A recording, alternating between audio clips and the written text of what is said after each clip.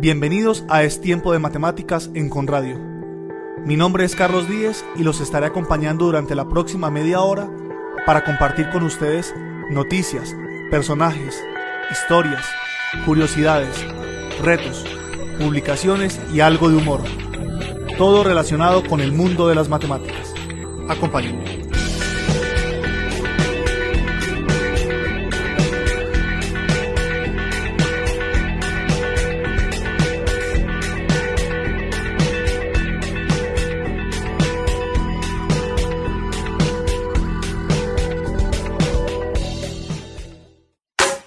En Es Tiempo de Matemáticas, Actualidad Matemática. ¿Alguna vez han conocido a alguien que destaca académicamente, pero que tiene ansiedad cuando se le pide resolver alguna situación con matemáticas? En un reciente estudio publicado por Psychological Science, investigadores de la Escuela de Medicina de la Universidad de Stanford han determinado que la ansiedad provocada cuando las personas se enfrentan a problemas matemáticas es un evento biológico similar a otras formas de ansiedad. Los expertos dicen que este es el primer estudio que muestra cómo la función del cerebro es diferente en las personas que tienen miedo a las matemáticas de los que no lo tienen. Los investigadores realizaron una serie de escaneos cerebrales a estudiantes de segundo y tercer grado mientras estos hacían sumas y restas, y descubrieron que en aquellos que sienten pánico de hacer matemáticas, ha aumentado la actividad en regiones del cerebro asociadas con el miedo, lo que causó a la vez disminución de la actividad en partes del cerebro involucradas en la resolución de problemas. Durante el estudio, el equipo del Dr. Vinod Menon realizó resonancias magnéticas funcionales a 46 estudiantes de segundo y tercer grado con ansiedad alta y baja ante las matemáticas. Los niños fueron evaluados para la ansiedad ante las matemáticas antes de entrar al escáner. Menon señaló que es posible que alguien sea bueno en matemáticas, pero aún así sufren de ansiedad ante las matemáticas. Sin embargo, con el tiempo, las personas con ansiedad ante las matemáticas tienden a evitar las clases, lo que les deja con escasas habilidades matemáticas y limita sus opciones de tomar esta carrera. Y añadió, nuestros resultados validan el miedo a las matemáticas como un tipo genuino de estímulo y la ansiedad específica a la situación. Con el fin de obtener una perspectiva sobre los orígenes del desarrollo del problema, el equipo de investigadores decidió estudiar a los niños pequeños con edades de 7 a 9 años. Los sujetos del estudio fueron clasificados según sus puntuaciones y se dividieron para la comparación en grupos de ansiedad alta y baja en matemáticas. Los niños en los grupos de ansiedad alta y baja frente a las matemáticas tuvieron puntuaciones similares de cociente intelectual, memoria de trabajo, habilidades de lectura y matemáticas, y frente a los niveles de ansiedad generalizada, es decir, se aislaron otras variables que pudieran influir en el fenómeno. Los niños realizaron sumas y restas mientras sus cerebros eran escaneados mediante resonancia magnética funcional. En los niños con nivel alto de ansiedad ante las matemáticas, los escáneres mostraron una mayor actividad ante la amígdala, el principal centro del cerebro para registro del temor, y también en una sección del hipocampo, una estructura cerebral que ayuda a formar nuevos recuerdos. El nivel alto de ansiedad ante las matemáticas fue acompañado por disminución de la actividad en varias regiones del cerebro asociadas con la memoria de trabajo y el razonamiento numérico. Es decir, el nivel alto de ansiedad matemática bloqueaba el proceso de pensamiento frente al razonamiento y la resolución de problemas. Curiosamente, el análisis de las conexiones cerebrales mostró que en los niños con alta ansiedad ante las matemáticas, el aumento de la actividad en el centro del miedo influyó en una reducción de la función en el procesamiento de la información numérica de las regiones del cerebro. Los dos grupos también mostraron diferencias en el rendimiento. Los niños con alta ansiedad ante las matemáticas fueron menos exactos y significativamente más lentos en la solución de problemas de matemáticas que los niños con baja ansiedad ante las matemáticas. Los resultados de esta investigación pueden ayudar a desarrollar nuevas estrategias para abordar el problema, tales como los tratamientos utilizados para la ansiedad o para las fobias. En Es Tiempo de Matemáticas, humor matemático. El papá le dice al hijo, a ver hijo, voy a hacerte unas preguntas porque me ha dicho la profesora que vas muy mal en matemáticas. Ok papá, dale. Va la primera. ¿Qué es 4 por 4? Papá, pues muy fácil. Eso es una todoterreno. Muy bien, hijo. Va la segunda. ¿Qué es 3 por 2?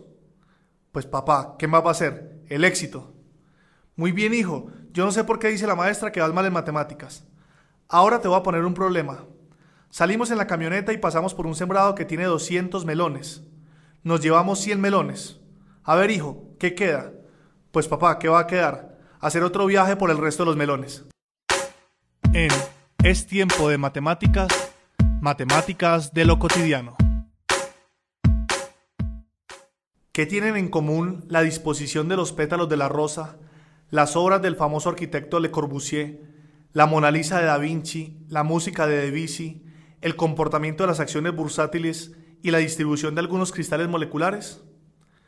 Pues la respuesta, como se podrán imaginar, está relacionada con las matemáticas.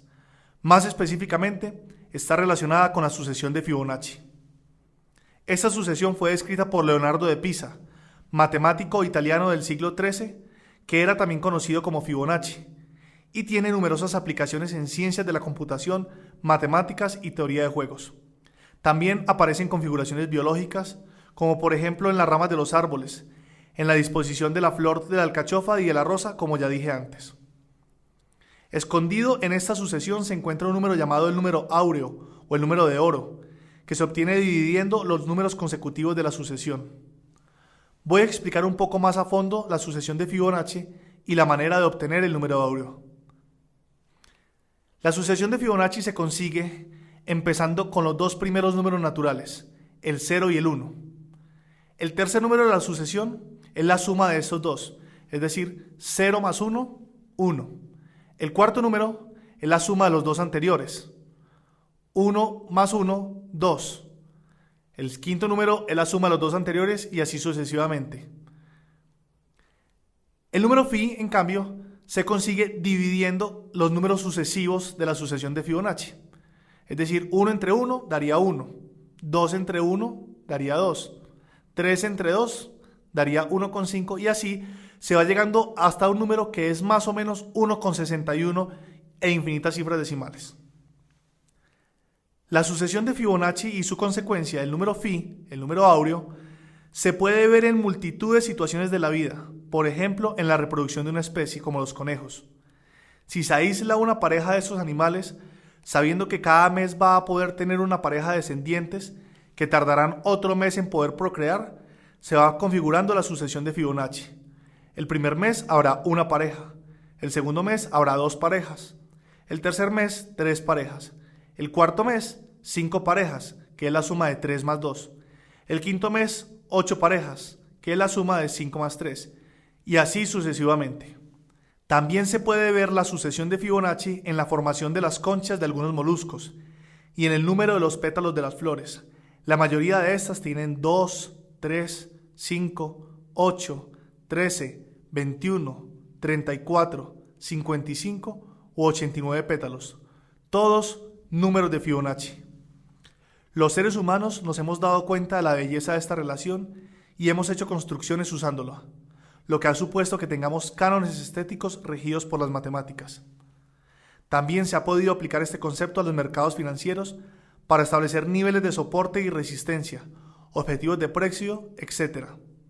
La forma de hacerlo es a través de los retrocesos de Fibonacci que se calculan tras un movimiento al alza o a la baja en las acciones. La sucesión de Fibonacci y el número áureo son, entonces, impresionantes relaciones matemáticas que muestran otra vez más que esta ciencia está en todas partes. En Es tiempo de matemáticas, historias. Continuando con nuestro paseo por los aportes de las mujeres en la historia, y después de haber hablado de Theano, Hipatia y Sophie Germain, damos paso hoy a otras dos grandes matemáticas, Sonia Kovalevsky y Emily Noether. Sonia Kovalevsky nació en Moscú en 1850. Ha sido considerada por algunos historiadores como la mejor matemática anterior al siglo XX. Su interés por las matemáticas se despertó de una forma muy curiosa. Puesto que faltaba tapiz para todos los cuartos de la amplia casa de campo que su familia tenía en Bielorrusia, una de las habitaciones de los niños fue cubierta nada más y nada menos que con hojas de las conferencias litografiadas de Ostrogradski sobre cálculo diferencial e integral.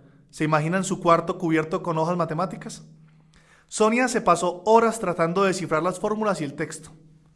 Cuando era pequeña aprendió aritmética y pudo estudiar con un tutor, lo que logró avergonzar a su primo, pues en esa época no era admisible que una niña pudiera adelantar a un joven en esa materia. A pesar de sus excelentes resultados, no pudo entrar en la universidad. Su condición de mujer se lo impedía. En 1861, la Universidad de San Petersburgo había abierto sus aulas a las mujeres, pero poco después el gobierno mandó cerrar la universidad ante la agitación estudiantil. Cuando fueron reabiertas, el privilegio de la educación de las mujeres había sido retirado. Sonia era altamente activa en relación con los derechos que las mujeres tenían de estudiar. Por eso organizó un encuentro con el famoso matemático Carl Weierstrass para pedirle una tutoría privada. El matemático quiso quitársela de encima dándole una serie de problemas tan difíciles de resolver que esperaba no verla nunca más. Pero no lo consiguió. Una semana después, Sonia estaba de vuelta, blandiendo con una sonrisa sus soluciones. Se ganó el respeto del maestro, que encontraba en ella el regalo del genio intuitivo, hasta un grado raramente encontrado ni entre los más antiguos e instruidos estudiantes. Weierstrass ejerció su tutoría privadamente durante 4 años. Su relación llegó a ser más que la de un maestro con su discípula. Fueron colegas y amigos íntimos. Fue él quien consiguió permiso después de repetidas peticiones para que Sonia pudiera usar la biblioteca de la universidad. En 1899 se convirtió en la primera profesora vitalicia de una universidad, la de Estocolmo. Nadie antes que ella lo había conseguido. Fue también la primera mujer que ocupó el puesto de editora de la revista Acta Matemática. Siguió completando sus estudios de análisis e investigó el tema de la propagación de la luz en medios cristalinos. Con su memoria sobre la rotación de un cuerpo sólido alrededor del punto fijo de 1888, consiguió el premio Bourdin de la Academia Francesa de Ciencias. Con esta clase de investigaciones, logró triunfar también en 1889 en un premio otorgado por la Academia Sueca de Ciencias. A finales de este mismo año fue elegida miembro de la Academia Rusa de Ciencias, pero no logró alcanzar un puesto académico en su país a pesar de eso. Murió poco después, de un resfriado, sin aparente importancia, contraído en París el 10 de febrero de 1891 a los 41 años. La segunda matemática de la que hablaremos hoy es Emmy Noether, quien nació en Erlangen en 1802. Después de asistir 8 años a la Escuela Municipal Superior de Hijas de Erlangen, Emmy pasó con excelente nota los exámenes para maestros de francés e inglés y así se le permitía dar clases en cualquier institución femenina. Emily no se conformó con ello, deseaba seguir estudiando. Pudo estudiar en la Universidad de Erlangen y en la de Göttingen, pero solo como oyente, ya que en aquellos años las mujeres seguían siendo personal no admitido como estudiantes oficiales. El sesudo Senado de la Universidad de Erlangen había declarado en 1898 que la admisión de mujeres destrozaría todo orden académico. Consiguientemente, pudo asistir a clase, pero no pudo aplicar sus exámenes ni graduarse hasta 1903, cuando la universidad cambió sus estatutos. Obtuvo su doctorado en 1907 por un trabajo en sistemas completos de invariantes para formas ternarias bicuadráticas, facilito, con la calificación de summa cum laude. Trabajó en el Instituto Matemático de Erlangen sin ningún salario, ayudando a su padre, ya entonces muy mayor, y desarrollando sus propios proyectos en el campo de las teorías de las invariantes algebraicos. En 1915 se trasladó a Gotinga porque fue llamada por Hilbert y Klein, las grandes figuras de aquellos años en la matemática de Alemania. Su célebre teorema de 1918 sobre las relaciones entre invarianzas y leyes de conservación surgió de los intereses del propio Hilbert por la relatividad general einsteiniana. Aunque por corto tiempo pudo dar clases en la Universidad de Gotinga, esto no duró mucho, porque con la llegada de la Segunda Guerra Mundial y con su condición de judía, sus condiciones desmejoraron y terminó sus días en el Instituto de Estudios Avanzados de Princeton. Emmy Noether moría en 1934 a causa de una operación que aparentemente no revestía ningún riesgo, así como el resfriado de Kowalewski. Estos son otros 2 excelentes ejemplos del genio matemático y de la tenacidad suprema que ha llevado a algunas mujeres a aportar de manera sobresaliente al conocimiento matemático. En Es tiempo de matemática, mala matemática. Gerd Geyer-Renzer es un psicólogo cognitivo del Instituto Max Planck para el Desarrollo Humano en Berlín. En una serie de estudios sobre temas médicos y jurídicos que van desde asesoramiento sobre el SIDA a la interpretación de huellas genéticas de ADN, Este científico explora cómo las personas calculan mal el riesgo y la incertidumbre. Para ver cómo manejan los médicos los números y las probabilidades, él hizo una prueba con médicos de Alemania y de Estados Unidos y para ello a los doctores les dio los siguientes datos. La probabilidad de que una mujer de 40 a 50 años, sin síntomas ni antecedentes familiares, tenga cáncer de mama es de 0.8%. Si una mujer tiene cáncer de mama, la probabilidad de que tenga una mamografía positiva es del 90%. Y si una mujer no tiene cáncer de mama, la probabilidad de que obtenga una mamografía positiva es solo del 7%. Una vez que les daba estos datos, les preguntaba: imagínense que una paciente suya tiene una mamografía positiva. ¿Cuál es la probabilidad de que en realidad tenga cáncer de mama? De los 24 médicos alemanes a los que se les hizo la misma pregunta, sus estimaciones variaron desde 1 hasta el 90%. 8 de ellos pensaban que las probabilidades eran de un 10% o menos. Otros 8 dijeron que la probabilidad era del 90%. Y los restantes dijeron valores entre el 50 y el 80%. En cuanto a los médicos estadounidenses, la mayoría de ellos estimó la probabilidad de la mujer de tener cáncer de mama en algún lugar alrededor del 75%. Imagínense lo molesto que sería para una paciente escuchar opiniones tan divergentes. Ahora bien, usted, que sabe matemáticas, ¿qué le contestaría al investigador? En Es tiempo de matemáticas, matemáticamente. Acá va un acertijo de contar. Entre el 1 y el millón, ¿cuál es el dígito que aparece más veces? ¿Cuántas veces aparece ese dígito? ¿Y cuál es el que aparece menos veces? ¿Y cuántas veces aparece ese dígito? En Es tiempo de matemáticas, matemática curiosa. Se podría decir que morir es un hecho que a todas las personas nos despierta como mínimo curiosidad.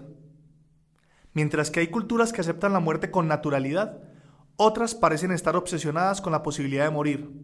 Es así, por ejemplo, como en Estados Unidos el Consejo Nacional de Seguridad recoge año a año un estudio en el que determina las posibilidades de morir por diferentes causas en ese país. Vamos a presentar algunas de estas probabilidades para comprobar el hecho de que los seres humanos exacerbamos nuestro miedo a morir por algunas causas que en realidad son pocos probables, mientras que estamos relajados ante otras causas que son verdaderamente muy posibles. Algunas probabilidades de morir presentadas de la mayor a la menor y, como dije, calculadas en Estados Unidos son: morir por un ataque cardíaco, una probabilidad en 5. Morir por un cáncer, una en 7. Morir por un accidente de carro, una en 84. Morir por un accidente de moto, una en 1020. Esto es sorprendente. Habría que hacer la estadística en nuestro país. Morir por un accidente aéreo, ojo, una en 5051. Es decir, es más probable morir en un accidente de moto o de carro que morir en un accidente de avión. Morir por un rayo, una en 79.746. Y por último, una probabilidad de morir que sin pérdida de generalidad. Esta es una de las frases favoritas de los matemáticos, sin pérdida de generalidad. Bueno, ok.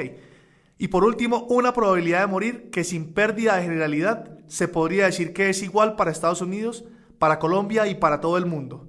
La probabilidad de morir por cualquier causa es de una en una, es decir, por cada persona que existe, una se va a morir.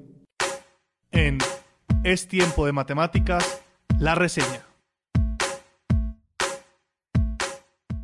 Las matemáticas tienen para muchos mala fama, frías, complicadas, ajenas a todo aquello que no sea racional. Sin embargo, semejante historia no es real. Las matemáticas tienen que ver, y mucho, con emociones y fuerzas sociales. Esto es, con todo aquello que es primaria y genuinamente humano. Eso se muestra en el libro Matemáticas, una historia de amor y odio en el que un matemático, Reuben Hertz, y una experta en lingüística y educación, Vera John Steiner, narran con un estilo vivo y accesible las vidas de distinguidos matemáticos. Vidas en las que no faltaron amistades, amores, rivalidades, frustraciones, pasiones o momentos de éxtasis.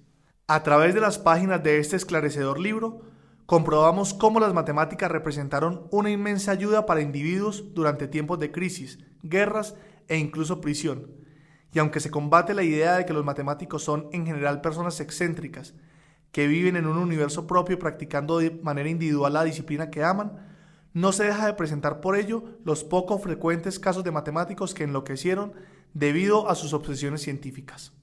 Esta es una obra que ayuda a comprender cómo la más racional de las habilidades humanas es al mismo tiempo una de las más emocionales. Hasta aquí el programa de hoy. Mi nombre es Carlos Díez y los espero en una nueva emisión de Es Tiempo de Matemáticas, aquí en Conradio, la emisora de la Universidad Konrad Lorenz. Y terminamos como siempre citando: juro por Apolo Délico y por Apolo Pitio, por Urania y todas las musas, por Zeus, la tierra y el sol, por Afrodita, Hefesto y Dionisios, y por todos los dioses y las diosas, que nunca abandonaré las matemáticas, ni permitiré que la chispa que los dioses han prendido en mí se apague. Si no mantengo mi compromiso, que todos los dioses y diosas por los que he jurado se enfurezcan conmigo, y muera de una muerte miserable, y que si lo cumplo, me sean favorables. Arquímedes.